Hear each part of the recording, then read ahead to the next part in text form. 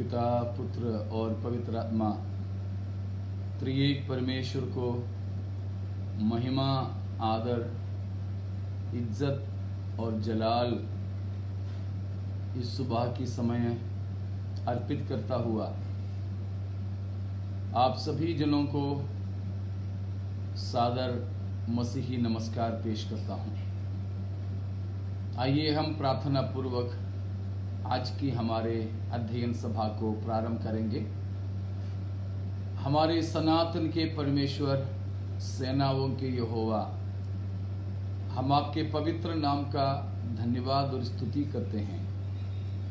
आज भी हमें आपके वचन के सामने आपकी सच्चाइयों के मनन करने के हेतु एकत्रित होने के लिए आपने मदद किया प्रभु। बीते समयों में, पिछले रात में भी आपने हमें संभाला। आज सुबह धन्यवाद के साथ हम आपकी पाक रूह की सहारा लेते हैं कि प्रभु जी, आपकी आत्मा ही हमारे गुरु होकर हमें सिखा दें, ताकि आपकी वचन की सच्चाइयाँ हम समझ सकें, हम उन बातों को ग्रहण कर सकें। आपके पवित्र हाथों के नीचे हम अपने आप को सौंपते हैं। हम पर दया कीजिए, प्रभु यीशु मसीह के नाम से हम मांगते हैं, आमीन। एक बार और मैं परमेश्वर पिता का धन्यवाद करता हूं, जिसने अपने पुत्र मसीह यीशु के द्वारा हमें अनंत जीवन के लिए चुना है। और आज सुबह के समय इस लाइव माध्यम के द्वारा हमें देखने और सुनने वाले तमाम खुदा के खादिमगण और खुदा के तमाम बंदे, आप सबको भी मसीही सलाम। परमेश्वर के असीम करुणा और बहुतायता के अनुग्रह ने हमें अभी तक संभाले रखा है। आइए हम प्रभु के वचनों की ओर प्रवेश करेंगे और हमारे जो मनन का मुख्य मुद्दा आप जानते हैं, बाइबल, पवित्र शास्त्र बाइबल हमें बताने वाला ईश्वरीय प्रकाशन। वो हमने कल देखा कि त्रिएक परमेश्वर है, एकमात्र परमेश्वर जो सनातन काल से पिता, पुत्र और पवित्र आत्मा के तीन व्यक्तियों में उपस्थित है या स्थित है। इसलिए हम उस बाइबल के ईश्वरीय प्रकाशन को त्रिएक परमेश्वर कहते हैं। त्रित्व से बढ़कर त्रिएक परमेश्वर। और त्रित्व में, जैसे मैंने कल बताया, एक त्रिदेवतावाद, तीन देवतावाद का एक संभावना या एक फ्रेम ही हो सकता है। इसलिए उसको भी हम अवसर नहीं देते हुए त्रिएकत्व वो शब्द इस्तेमाल करना ज्यादा पसंद करेंगे। वैसे तकनीकी तौर पर दोनों में ऐसा कोई फर्क नहीं है, ट्रिनिटी या ट्रियूनिटी, लेकिन एक ही सुनने में हमें समझ में आता है ट्रायूनिटी या त्रिएकत्व से। तो उस परमेश्वर के बारे में हमारे विश्वास की पंथ, हमारे विश्वास की घोषणा, उसमें पहला हमने कल देखा था कि पवित्र शास्त्र बाइबल पर है, कि परमेश्वर की प्रेरणा से यानी शास्त्र से लिखा गया, अटल रहने वाला, गलत कभी नहीं हो सकता ऐसा वचन। उस वचन हमें परमेश्वर का प्रकाशन देते हैं त्रिएक परमेश्वर के तौर पर। और हमारे विश्वास की घोषणा में, विश्वास की पंथ में द्वितीय है, दूसरा नंबर पर आता है परमेश्वर के बारे में बहुत ही सरल तरीके से, सबसे कम शब्दों में कल हमने उसका भी निर्वचन या उसका भी परिभाषा को देखा। क्या है? कि हम विश्वास करते हैं एकमात्र सनातन परमेश्वर पर, जो सनातन से पिता और पुत्र और पवित्र आत्मा के नाम में तीन व्यक्तियों में होकर वर्तमान है, विद्यमान है। ठीक है, एकमात्र सनातन परमेश्वर जो तीन व्यक्तियों में स्थित है सनातन तौर पर, जिसका नाम है पिता और पुत्र और पवित्र आत्मा।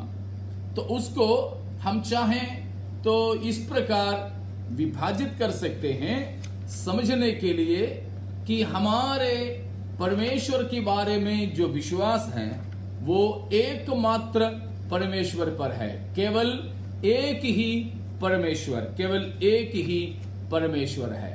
वो दूसरी बात है, वो एक ही परमेश्वर तीन व्यक्तियों में उपस्थित है, अर्थात पिता और पुत्र और पवित्र आत्मा के नाम से।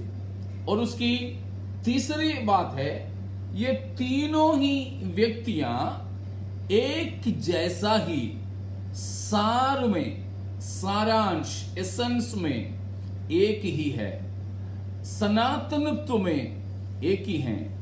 मतलब समय देखो, सार देखो और तमाम खूबियां देखो, उन सभी में पिता भी, पुत्र भी, पवित्र आत्मा भी एक जैसा ही है, बिल्कुल बराबर है, कम ज्यादा बिल्कुल भी नहीं। जैसे कुछ लोग हमारे बीच में भी सोचते हैं कि पिता सबसे बड़ा है और पुत्र पिता से थोड़ा सा कम है और पवित्र आत्मा पुत्र से भी थोड़ा सा कम है। नहीं, ऐसे नहीं है, परंतु पिता जितना बड़ा है उतना ही बड़ा पुत्र भी, पवित्र आत्मा भी है।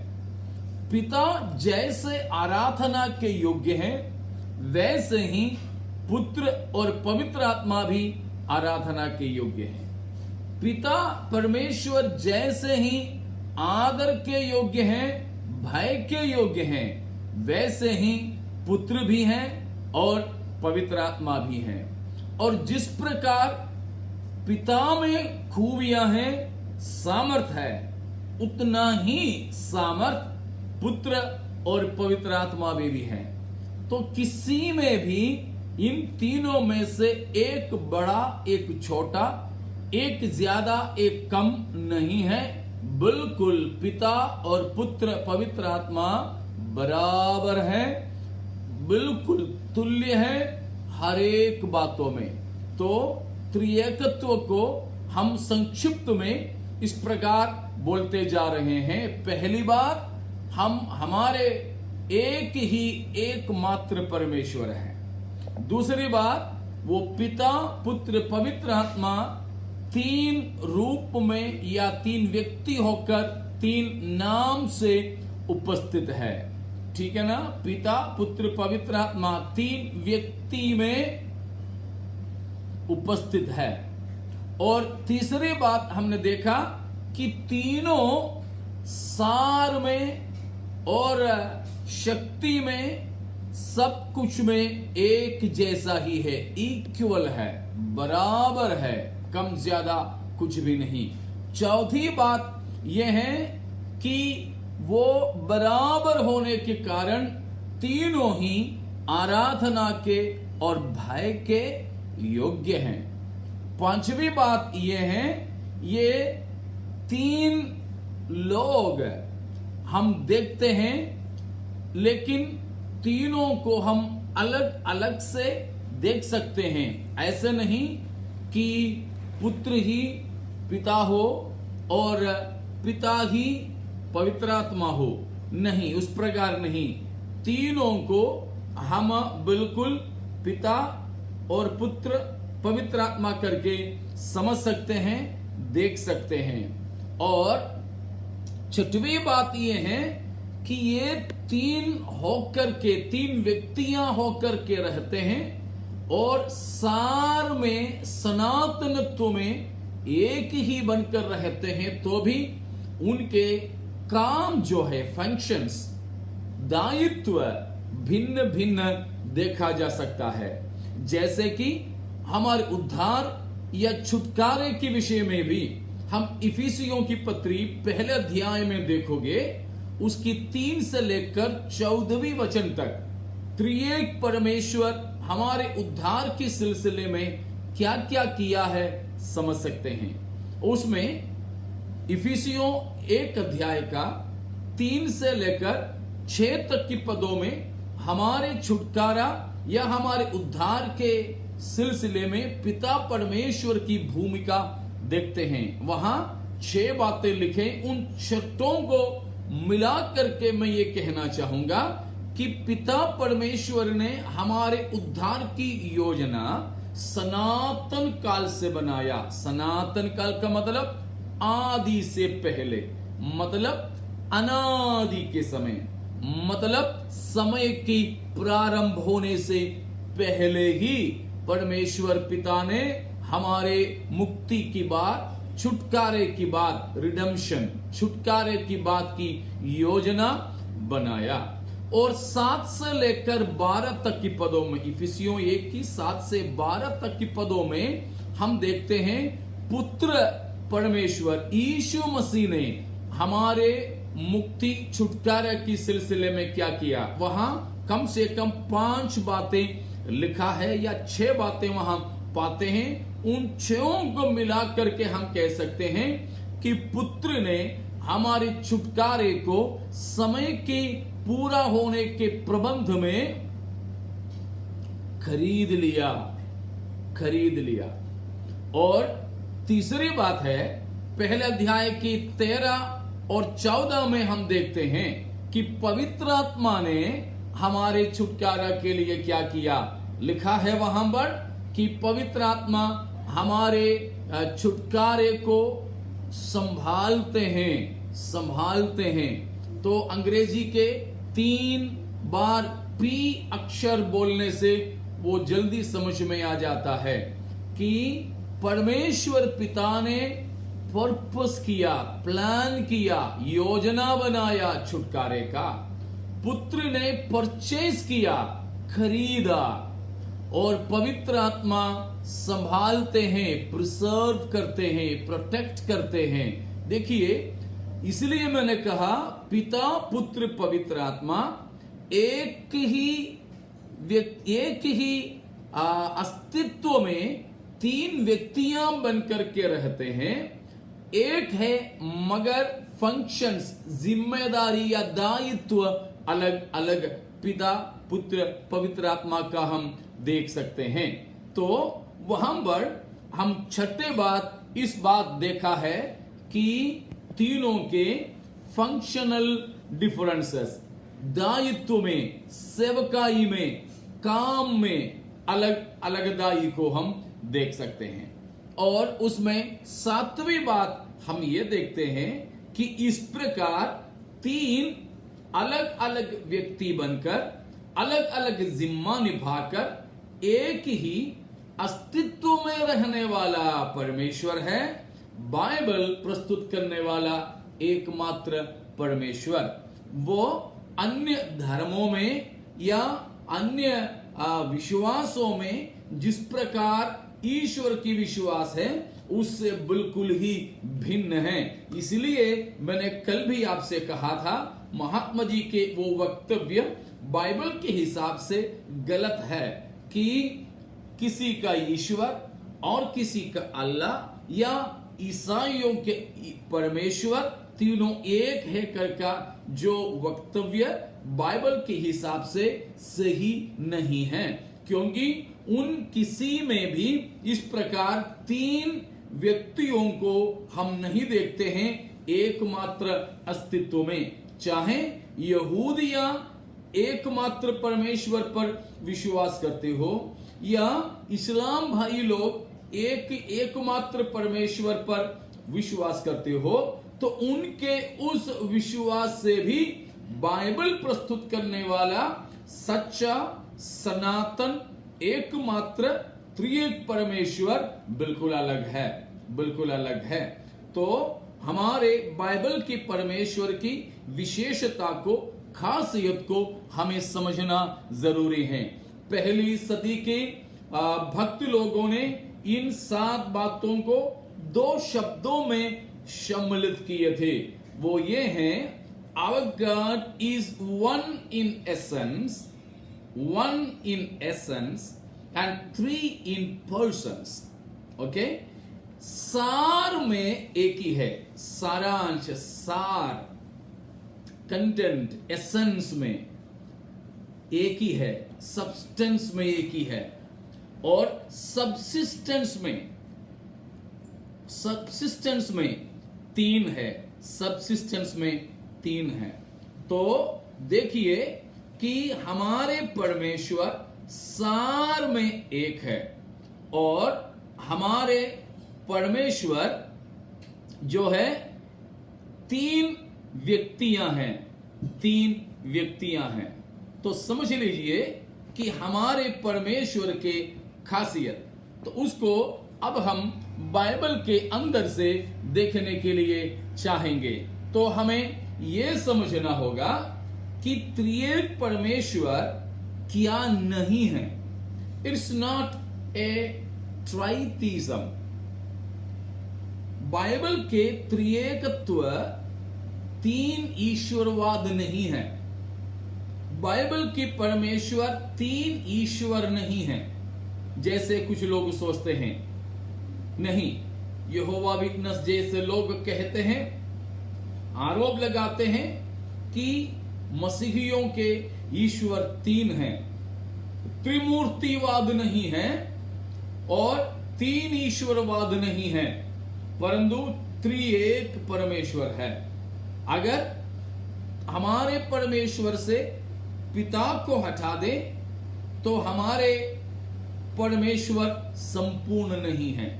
पुत्र को हटा दे तो हमारे परमेश्वर नहीं बनता है। पवित्र आत्मा को हटा दे तो भी हमारे परमेश्वर अपूर्ण हो जाते हैं। तीनों मिलकर एक ही व्यक्ति। ये कैसे हैं, शायद कुछ लोग सोचेंगे। तो एक दृष्टांत, कुछ भी दृष्टांत त्रिएकत्व के लिए दे दे तो पूर्ता नहीं और सिद्ध नहीं होता। फिर भी एक कोशिश मैं इतना करता हूं, वो भी उसमें सिद्ध या संपूर्ण नहीं है। जैसे हमारे भारत के लिए अक्सर कहा जाता है कि diversity in unity, unity in diversity, कि भारत में अखंडता है, अखंडता, एकता है। लेकिन किसमें है एकता? भारत की नेशनैलिटी में या देशवाद में एकता है। एक ही देश है, एक ही राष्ट्र है। तो राष्ट्रीय तौर पर, देशीय तौर पर भारत एक ही है, इंडिया एक ही है, एकता है, अखंडता है। लेकिन डाइवर्सिटी, बहुतायता या बहुत्व हम इस भारत में देखते हैं। कैसे? एक ही देशीयता में हम क्या देखते हैं? अलग अलग तरह के लोग, अलग अलग विश्वास के लोग, धर्म और जाति के लोग, अलग अलग भाषा और संस्कृति के लोग। देखिए कितने सारी भाषा, कितने सारी संस्कृति, कितने सारे जात धर्म, कितने सारे वेशभूष, भोजन की व्यवस्था, बिल्कुल सब अलग अलग है। शक्ल देखो तो अलग है। कई सारे लोगों को हम शक्ल देख के पहचान सकते हैं ये कौन सा प्रांत से हैं, किस राज्य से हैं। बोली सुन करके हम बोल सकते हैं। तो बहुत अलगदाई भारत की अंदर ही अंदर है, भाषा, संस्कृति और इन सभी बातों में। मगर इन सब मिलकर एक देश बनता है, ये सब मिलकर एक राष्ट्र बनता है। इसीलिए भारत के लिए विश्व स्तरीय कहावत है, diversity in unity and unity in diversity. देखिए ये सब मिलकर एक देश कैसे होता है, उसमें इतने सबको लेकर एकता कैसी होती है, उसी प्रकार पिता और पुत्र पवित्र आत्मा तीन अलग अलग व्यक्तियां मिलकर एक ही ईश्वरत्व बनता है। तीन ईश्वरत्व नहीं, केवल एक ही ईश्वरत्व। तीन सार नहीं, एक ही सार। तो मिलकर एक ईश्वरत्व, एक अस्तित्व बनता है। तीन अस्तित्व में नहीं, लेकिन तीन व्यक्तियों में हम देखते हैं। इसीलिए बाइबल बताने वाले त्रिएकता या त्रिएकत्व ईश्वरवाद, ट्राइथीसम, तीन ईश्वरवाद नहीं है। कोई गलत फहमी में नहीं रहना। दूसरी बात, यह क्या नहीं है, इट्स नॉट मॉडलिज्म। यानी कुछ लोग बोलते हैं ना कि जैसे देखो मैं एक ही व्यक्ति हूं, मेरे बाप के लिए मैं बेटा, मेरी बेटा के लिए मैं बाप, मेरी पत्नी के लिए मैं तो पति, शायद दूसरे किसी के लिए मैं मित्र, विश्वासियों के लिए पास्टर। तो अलग अलग रीति में मैं कहा जाता, माना जाता, तो भी मैं एक ही हूं, मुझ में दूसरा कोई नहीं। कोई पापा कहे, कोई बेटा कहे, कोई पति कहे, कोई भाई कहे, तो भी व्यक्ति एक ही है। इस प्रकार बाइबल की परमेश्वर को प्रस्तुत करने वाला एक गलत ईश्वरवाद है, मॉडलिज्म। यानी कहते हैं ईश्वर बाइबल का एक ही है, तो कहीं पिता के तौर पर प्रकट हुआ, कोई तो उन्हें पुत्र कहते हैं, कोई तो पवित्र आत्मा कहते हैं। तीन व्यक्ति नहीं, केवल एक ही अस्तित्व, केवल एक ही व्यक्तित्व, ये कहते हैं बाइबल के बारे में। वो ईश्वरवाद गलत है, वो मॉडलिज्म या सबलेनियज्म करके कहा जाता है, वो गलत है, उस प्रकार के नहीं है। और कुछ लोग बोलते हैं कि परमेश्वर बटा गया है, पिता कुछ तौर पर, पुत्र कुछ तौर पर, पवित्र आत्मा और कुछ तौर पर ईश्वर है करके। नहीं, बिल्कुल भी ऐसे नहीं है। हमारे परमेश्वर, ये तीन व्यक्तियां हैं, आपस में राइवल्स, विरोध में नहीं है, बट्टे नहीं है, एक कम और दूसरा ज्यादा में नहीं है। और इस प्रकार हमारे परमेश्वर की गलत विचार लोगों के अंदर है, उस प्रकार नहीं है। तो ट्राइथीसम, तीन ईश्वरवाद भी नहीं, एक ही ईश्वर तीन नाम और रूप में आया, वो भी गलत है। और कुछ और है, एरियनिज्म नाम की, एरियनिज्म, एरियूस करके एक व्यक्ति ने कहा हुआ बात ऐसे है कि पिता परमेश्वर सबसे उच्च में है, ऊंचा है, और पुत्र उसके नीचे हैं। मतलब इसमें ज्यादातर यीशु मसीह की परम ईश्वरत्व की खंडन करते हैं। नहीं, वो भी गलत है। केवल पिता ही परमेश्वर है, और पुत्र और कम ईश्वर, और पवित्र आत्मा और कम ईश्वर वाले वाद भी गलत है। पिता, पुत्र, पवित्र आत्मा तीनों ही संपूर्ण ईश्वर है। ईश्वरत्व की संपूर्णता, सिद्धता इन तीनों में पाए जाते हैं। तो वो भी हम समझ लें, एरियनिज्म, यीशु मसीह की ईश्वरत्व को घटा करके देखना गलत है, पाप है। क्योंकि वो हम पहला यूहन्ना 2 अध्याय की 18 से लेकर की पदों में पढ़ते हैं। पहला यूहन्ना 2 अध्याय की 18 से लेकर की पदों में हम पढ़ते हैं। दूसरा यूहन्ना उसकी 8 से लेकर की पदों में भी पढ़ते हैं। वहां पर यीशु मसीह की ईश्वरत्व की खंडन करने वाले लोगों को लेकर यूहन्ना प्रेरित ने उस बात को कहा है। फिर से बताता हूं, यीशु मसीह की ईश्वरत्व की खंडन करते हुए, उसको नकारते हुए कई लोगों ने कई ईश्वरवाद की निर्माण किए हैं। वह बाइबल के हिसाब से खंडनीय है और बाइबल के हिसाब से वो अपराध है। उसके लिए यूहन्ना ने इन भागों में जो मैंने बताया, पहला यूहन्ना 2 का 18 से लेकर की पदों में भी और आगे को है, और दूसरा यूहन्ना 8 से लेकर की पदों में भी कहा, जो व्यक्ति यीशु मसीह की ईश्वरत्व को अंगीकार नहीं करते वह पिता का भी अंगीकार नहीं करते। जिसके पास में पुत्र है उसी के पास में पिता है।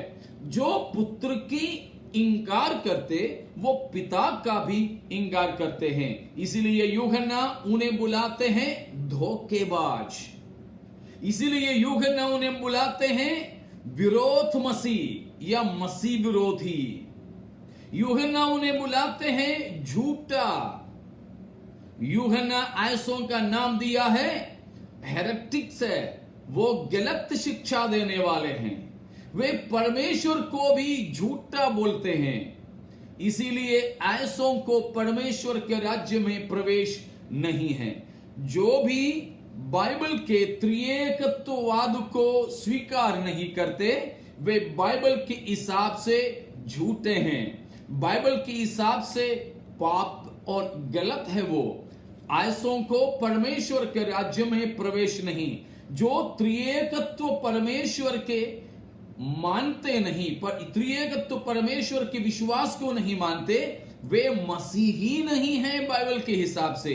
भले ही वे सरकारी चीजों में वो धर्म क्रिश्चियन करके लिखते, परवाह नहीं, बाइबल के हिसाब से वे मसीही नहीं हो सकते हैं। तो प्यारों, हमारे त्रिएकत्व परमेश्वर का विश्वास क्या नहीं है मैंने आपको बताया। तो क्या नहीं है उसमें और भी बहुत से बातें बताने के लिए हैं, मगर वो सब बातें हम सीख सीख करके सच्चाई को सीखने की जरूरत वैसे तो नहीं है। बस इतना मानना है कि बाइबल का परमेश्वर पिता, पुत्र, पवित्र आत्मा एकमात्र परमेश्वर जो तीन व्यक्तियों में अस्तित्व है सनातन काल से। मैं बार बार इसको दोहराता इसीलिए हूं कि बार बार दोहराने से भी हमारे अंदर उस चीज को बैठ जाए। तो प्यारो, अभी मैंने जो कहा, एकमात्र सच्चा सनातन परमेश्वर जो एक ही अस्तित्व में तीन व्यक्तियों में पाए जाते, वो ईश्वर के अलावा, उस विश्वास के अलावा बाकी सारे की सारे विश्वास गलत है और पाखंड है, और उस पर हमें किसी प्रकार से भी हाथ नहीं मिलाना है, आमीन नहीं बोलना है। ऐसे लोगों को हमें लेकर अपने घर में बिठाना नहीं। ये सब दूसरा यूहन्ना 8 से लेकर के पदों के आधार पर 10-11 पदों के आधार पर विशेष मैं बता रहा हूं। ऐसे गलत शिक्षा लेकर आपके पास में आने वालों को आप हाथ नहीं मिलाना, और ऐसों के साथ में आपका प्रेम भाषण नहीं होना, उनके साथ में वाद विवाद नहीं करना। यूहन्ना दूसरा यूहन्ना की पत्रिका में साफ साफ बता देते हैं। अगर उनसे हम हाथ मिलाओगे, उनको बिठा करके हम प्रेम भाषण में शामिल होंगे, तो यूहन्ना बताते हैं कि हम भी उसी के अपराध में भागी हो जाते हैं। वो मैं आपके लिए जरा पढ़ करके सुनाना चाहूंगा। दूसरा यूहन्ना की पत्री में से उसकी 8 से लेकर वो शुरू हो जाता है, लेकिन मैं पढ़ लेता हूं। अपने विषय में चौकस रहो कि जो परिश्रम हमने किया है उसको तुम न बिगाड़ो, वरन उसका पूरा प्रतिफल पाओ। 9वां पद, जो कोई आगे बढ़ जाता है और मसीह की शिक्षा में बना नहीं रहता, उसके पास परमेश्वर नहीं है।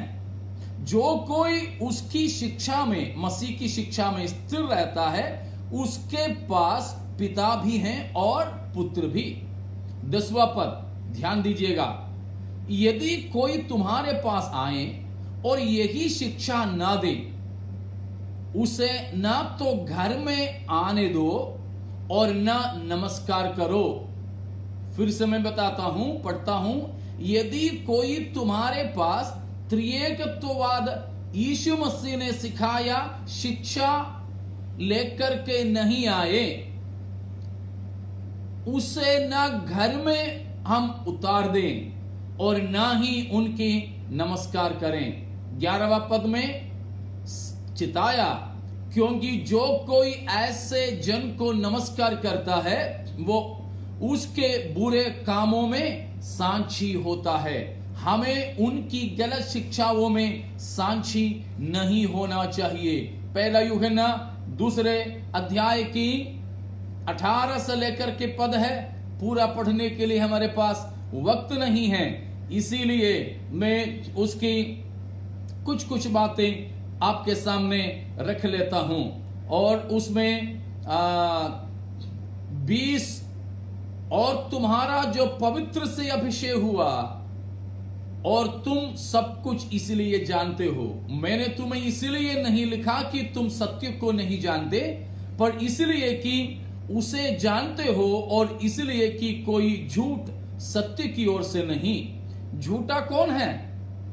सुनिए, केवल वह जो यीशु के मसीह होने से इंकार करता है, और मसीह का विरोधी वो ही है जो पिता का और पुत्र का इंकार करता है। तो त्रिएक परमेश्वरवाद स्वीकार नहीं करने वाले यूहन्ना के हिसाब से 22, पहला यूहन्ना 2 की 22 के हिसाब से वो झूठा है और वो मसीह का विरोधी है, और वो पिता और पुत्र का भी इंकार करते हैं। जो कोई 23वां वचन पुत्र का इंकार करता है उसके पास पिता भी नहीं, जो पुत्र को मान लेता है उसके पास पिता भी है। जो कुछ तुमने आरंभ से सुना है वही तुम में बना रहे। जो तुमने आरंभ से सुना है यदि वह तुम में बना रहे तो तुम भी पुत्र में और पिता में बने रहेंगे।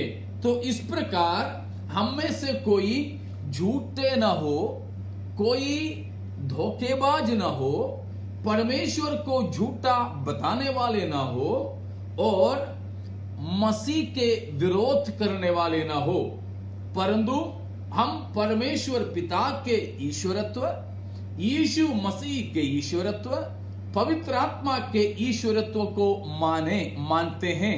बाइबल वही बताते हैं। तो 3 व्यक्ति एक ही ईश्वरीय अस्तित्व में, फिर से बताता हूं, सनातन काल से 3 व्यक्तियां एकमात्र सनातन ईश्वरीय अस्तित्व में। मोह है बाइबल के त्रिएकतावाद परमेश्वर के बारे में। परमेश्वर सनातन के पिता है, यीशु मसीह सनातन के परमेश्वर का पुत्र है और पवित्र आत्मा सनातन की आत्मा है। तो तीनों ही सनातन कहा गया है। बहुत से ऐसे लोग सोचते हैं कि यीशु मसीह परमेश्वर का पुत्र तब से बना जब से प्रभु यीशु मसीह ने मानव जन्म लिया। नहीं, परमेश्वर सनातन पिता है, तो पुत्र के बिना पिता कैसे होंगे? पुत्र के बिना मुझे पिता किसने बनाया? मुझे जब बच्चे जन्मे तभी तो मैं पिता बना। यदि मुझे बच्चे नहीं तो मैं पिता थोड़ी बनूंगा। उसी तरह अगर परमेश्वर पिता सनातन के परमेश्वर पिता है तो वो कब से पिता बना? सनातन से। अगर सनातन से परमेश्वर पिता बना है तो यीशु मसीह कब से पुत्र है? सनातन से। तो पिता भी सनातन से पिता, पुत्र भी यीशु मसीह भी सनातन से परमेश्वर का पुत्र, और पवित्र आत्मा वो भी सनातन आत्मा है। इब्रानियों की पत्री 9 अध्याय के 13वां पद में 14वां पद में उस बात को हम पढ़ते हैं कि पवित्र आत्मा सनातन का आत्मा है। तो जरूर त्रिएकत्ववाद में हम इन बातों को समझ लें, उसके लिए मैं दोहरा कर इन बातों को कहा है। अब हम बाइबल के अंदर देखते हैं कि क्या बाइबल के अंदर इसके लिए कोई प्रमाण है। मैं परमेश्वर के त्रिएकतावाद के लिए बाइबल के अंदर से कुछ प्रमाण देखकर, सबूत देकर मेरे लफ्जों को समाप्त करने के लिए चाहूंगा। हाँ, कुछ लोगों के ये विश्वास है, मानना है कि जब से नया नियम हुआ तभी से त्रिएकतावाद आया है। नहीं, कल भी मैंने कहा था, उत्पत्ति पहला अध्याय की पहला वचन से लेकर प्रकाशित वाक्य 22 अध्याय तक, यानी आखिरी अध्याय तक, हम ईश्वरीय त्रिएकता अवस्था को देख सकते हैं। तो जल्दी मैं पहले पुराने नियम से कुछ प्रमाण आपको दूं, उसके बाद नया नियम से कुछ प्रमाण आपको दूं।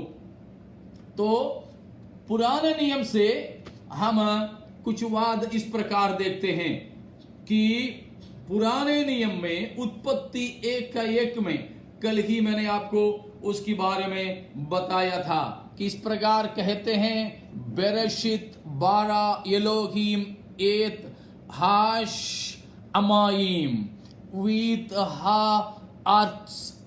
तो उसमें बेरेशित 12 एलोहीम, परमेश्वर के प्लूरालिटी, बहुत्व को हम देखते हैं।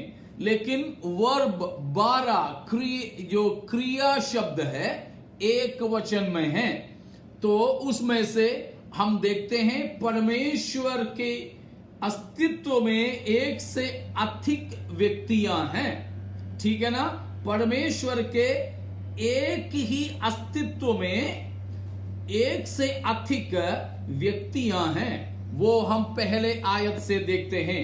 कल ही मैंने बताया सृष्टि के बारे में 1:26 में कि आओ हम अपने स्वरूप और समानता में मनुष्य को बनाएं। लेकिन 27वां पद में जब आते हैं तो हम वहां एक वचन को देखते हैं, कहते हैं कि उसने उनको नर और नारी होकर के बनाया। उसने करके एक वचन को हम देखते हैं। तब परमेश्वर ने मनुष्य को अपने स्वरूप के अनुसार उत्पन्न किया, अपने ही स्वरूप के अनुसार परमेश्वर ने उसको उत्पन्न किया, नर नारी करके उसने मनुष्य को, मनुष्यों की सृष्टि की। उसने, उन्होंने नहीं, उसने, एक वचन में। इसलिए ही कुछ लोग परमेश्वर को तू कहने से भी इंकार करते हैं। लेकिन मान लीजिए यहां पर परमेश्वर के सम्मान आदर करते हुए उन्होंने करके लिख दिया होता तो हमें दिक्कत होते परमेश्वर के एकता को यहां साबित करने में। इसीलिए ऐसा कोई क्या बोलते हैं, एक पाखंडी कट्टरवाद लेकर के मत रहना।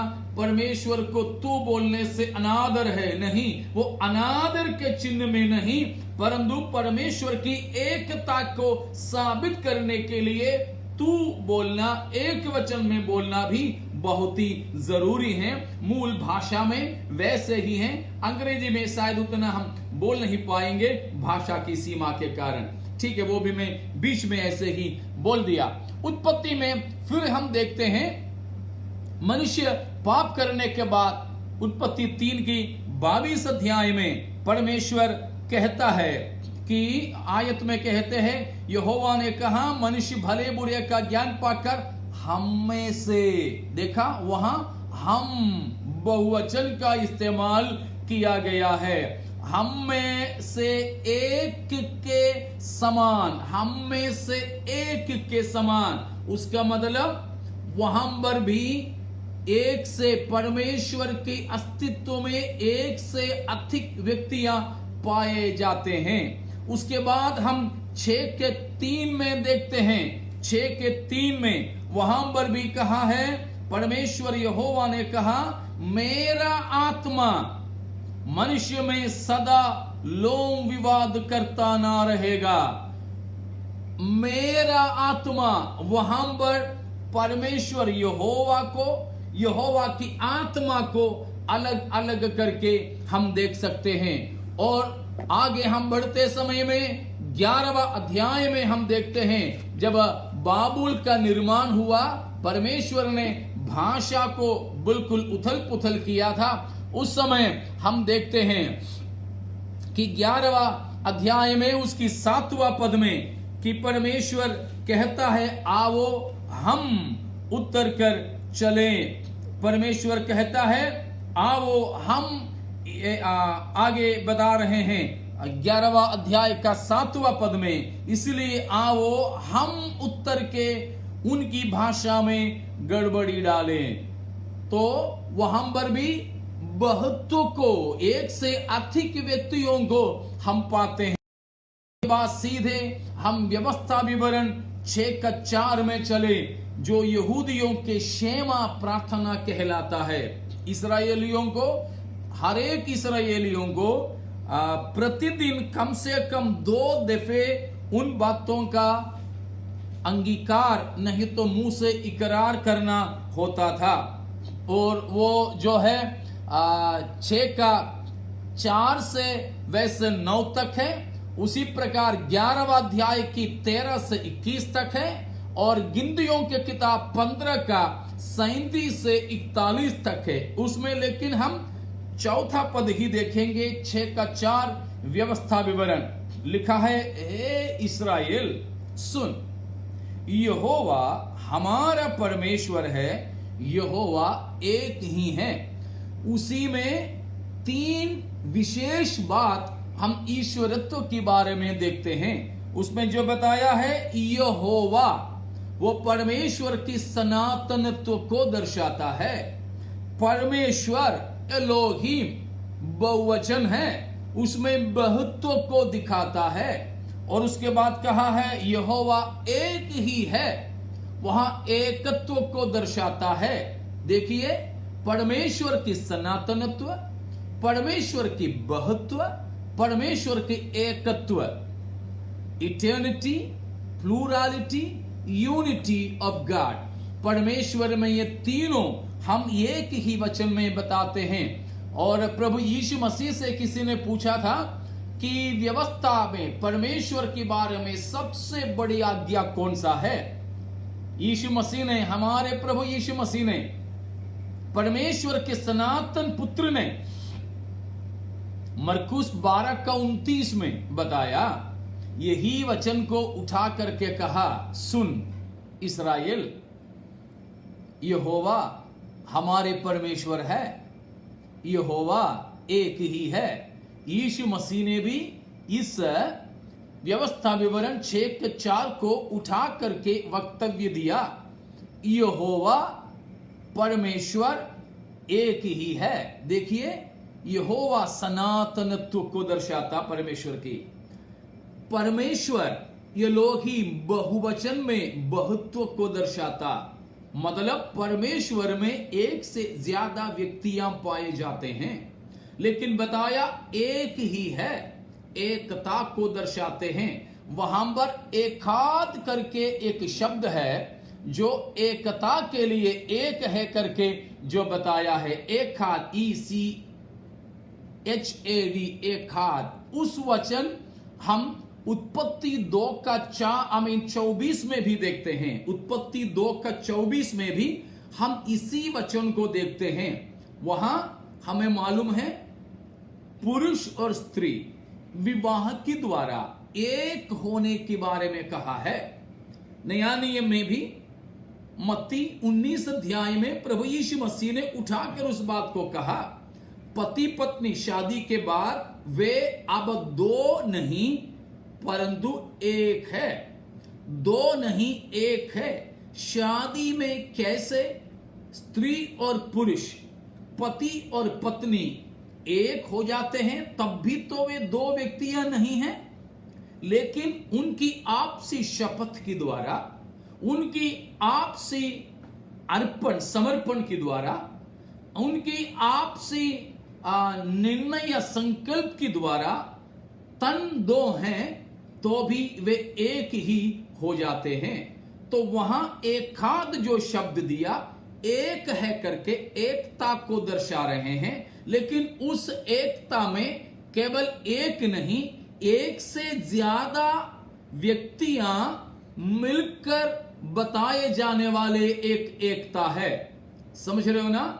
एक अकेला की एकता नहीं, एक ही होकर की एकता नहीं, परंतु एक से अधिक चीजें मिल करके होने वाली एकता है। एक से अधिक चीजों की मिलन उस एकता में है। इसलिए है कि परमेश्वर शायद इब्री भाषा को या यूनानी भाषा को अपने वचन की उल्लेख के लिए चुन लिया। हमारे किसी भाषा में उस प्रकार मतलब की गहराई नहीं है, लेकिन एक एक बात के लिए अलग अलग व्याकरण की बातें उठा लिखने वाली भाषा का इस्तेमाल करते हुए भी परमेश्वर ने अपने अनुपमता को यहां प्रकट किया है। तो एकाद, एक से अधिक चीजें, एक से अधिक व्यक्तियां मिलकर बनने वाली एकता, वो भी हमें समझ में आता है कि हमारे परमेश्वर में एक से अधिक व्यक्तियां मिलकर एक ईश्वरत्व बनता है। और उसमें मैं एक दो बात और बोल करके समाप्त कर देता हूं। आगे को हम चलेंगे तो बहुत से बीच का मैं छोड़ देता हूं। यशायाह की नबूवत में जब आओगे, वहां त्रिएक परमेश्वर की आपसी वार्तालाप हमें बड़े शानदार तरीके से देखने सुनने को मिलता है। 6 अध्याय की 8वां पद, यशायाह 6 का 8वां पद में परमेश्वर कहता है कि उसके बाद यशायाह कह रहा है, मैंने सुना, मैं किसको भेजूं? मैं, परमेश्वर कह रहा, मैं किसको भेजूं? उसके बाद बहुवचन, कौन हमारे लिए जाएगा? तो परमेश्वर आपस में परमेश्वरत्व में बातें कर रहे हैं। मैं किसको भेजूं? कौन हमारे लिए जाएगा? वहां पर हम परमेश्वर में एक से अधिक लोगों के आपसी वार्तालाप एक वचन और बहुवचन में होकर के देखते हैं। और 48 अध्याय की 16 से आगे की पदों में भी हम उसी प्रकार देख सकते हैं। 48 अध्याय की 16 से लेकर की पदों में और 61 अध्याय की 1 से आगे की पदों में भी हम पढ़ते हैं। तो 61, यशायाह 61 के पहले पद में ही हम तीनों को देखते हैं। वहां पर हम क्या देखते? हम देख रहे हैं कि यीशु मसीह उन बातों को कहते हुए, उसको हम लूका की सुसमाचार 4 अध्याय में हमारे प्रभु यीशु मसीह स्वयं कहते हुए भी समझ में आता है, प्रभु यहोवा का आत्मा मुझ पर है। हिंदी में यशायाह 61 का पहला वाक्य में ही, पूरा पद नहीं चाहिए, एक ही वाक्य में ही, सेंटेंस में हम हैं, प्रभु यहोवा पिता परमेश्वर का आत्मा, पवित्र आत्मा मुझ पर है, यीशु मसीह पर। देखिए, तीनों को शानदार तरीके से यहां पर प्रस्तुत किया है। आगे हम वही चीज को पढ़ते हैं और 63 अध्याय के 9 और 10, 11 पद में भी हम देखते हैं। यशायाह 63 के 9, 10, 11 वहां पर भी हम उन्हीं बातों को पढ़ते हैं। 3 व्यक्तियों को हम वहां पर देखते हैं कि वहां पर पाते हैं यहोवा परमेश्वर को बताया है कि उसने कहा, निस्संदेह ये मेरी प्रजा के लोग हैं। 9वां पद, उसके सारे संकट में उसने भी कष्ट उठाया और उसके सम्मुख रहने वाले दूत ने, यीशु मसीह को दर्शा रहा है, पिता के सम्मुख रहने वाले दूत। उसके बाद में उसी में हम पवित्र आत्मा को देखते हैं 10वां और 11वां पद में। तो यहोवा परमेश्वर, उसके सम्मुख रहने वाला दूत यीशु मसीह और पवित्र आत्मा, इस प्रकार त्रिएकत्व को हम पुराने नियम में देखते हैं। प्रभु की आगमन में देरी है तो हम कल इसकी बातों को देखेंगे। तो कल भी इसी समय में हम आपस में मिलने की उम्मीद करते हैं, यदि मसीह की आगमन में देरी है तो। आइए प्यारों, हम अगर कोई भी व्यक्ति गलत शिक्षाओं में पड़े हो, त्रिएकत्ववाद से आप दूर हो, आज हम मसीह की प्रेम में आपको त्रिएकतावाद में बाइबल के हिसाब से बुलाते हैं। आइए हम परमेश्वर पिता का धन्यवाद यीशु मसीह के द्वारा पवित्र आत्मा की भरपूरी से करते हुए हम अपने परमेश्वर की महिमा करें। ये त्रिएक परमेश्वर की उपासना हमारे आयु काल में करते हुए परमेश्वर की महिमा हमारी जिंदगी के द्वारा होने के लिए हम समर्पण करें। आइए हम प्रार्थना में जाएं। हमारे खुदा बाप, हमारे खुदावंद यीशु मसीह की वसीले से हम आपके कदमों तले अपने शीश नवाते हैं, सिर झुकाते हैं। हमें रहने के लिए भेजे गए पाक रूह के लिए धन्यवाद। आपने हमें दी नई आशा के लिए धन्यवाद। आपके वचन की प्रकाश के लिए धन्यवाद। उसकी सच्चाई में बने रहने के लिए खुदा आप हमें मदद कीजिए। आपका अनुग्रह हमारे जीवन में दें ताकि आपके वचन की शिक्षा प्राप्त करते हुए अपनी जिंदगी को हम आगे बिता सकें। तमाम सुनने और देखने वालों के लिए धन्यवाद। नामानाम उन्हें आशीषित करें। त्रिएक परमेश्वर के नाम से हम इन्हें बरकत देते हैं। आपके दास मनु के लिए, उनके कलीसिया के लिए, उनके तमाम सेवकाइयों के लिए भी विशेष हम प्रार्थना करते हैं। प्रभु, यदि आपकी आगमन में देरी है तो कल सुबह फिर मिलकर आपकी महिमा करने के लिए सहायता कीजिए। आपके बलबंद हाथों में सौंपते हैं। प्रभु यीशु मसीह के नाम से मांगते हैं पिता, आमीन। सबको धन्यवाद। परमेश्वर सभी को आशीष देवे। प्रभु चाहें तो कल सुबह फिर हम मिलेंगे।